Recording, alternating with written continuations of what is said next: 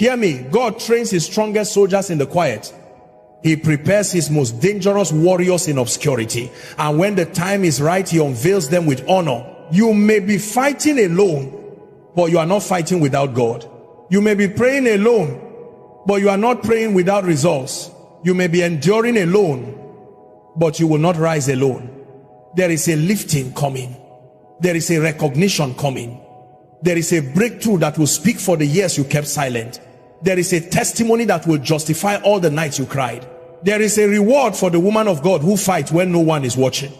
And when God lifts you, people will say, how did she survive it? But you will know it was never your strength. It was your surrender. It was your covenant. It was your God. Daughter of Zion, keep fighting. Heaven is standing with you. Your victory is nearer than you think. God trains his strongest women in seasons of isolation and hidden battles, because there are dimensions of strength that cannot be imparted in the crowd. They can only be formed in the quiet places where only you and God can hear the sound of your own becoming. There is a reason why certain women are pulled away from familiar voices and familiar patterns. It is not rejection, it is not abandonment, it is the careful hand of a wise master crafting something rare within them. Isolation becomes the classroom where God teaches you the language of destiny, where he reveals to you what others cannot see, where he shapes you beyond the limitations of your environment.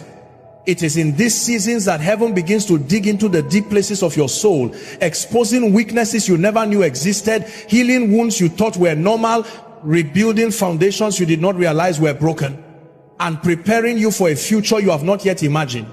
In isolation, God teaches you how to stand when no one is clapping, how to pray when no one is watching, how to believe when nothing around you is changing. This is where you learn that your strength is not measured by who stands with you, but by who stands within you.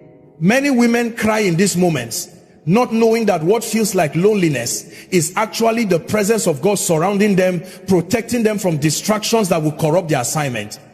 There are friendships that must fade for your sensitivity to increase. There are relationships God allows to break so you can stop depending on human validation. There are seasons when God shuts every door, not to imprison you, but to keep you focused on the only door that truly matters. It is painful, it is uncomfortable, and it rarely makes sense in the moment. But heaven does not waste the tears of a woman being trained for destiny. Hidden battles become the tools God uses to refine your spiritual muscles. You begin to pray prayers that come from deep wells, not from shallow emotions. You begin to discern shifts in the atmosphere without anyone telling you. You begin to hear God with clarity, because the noise around you has been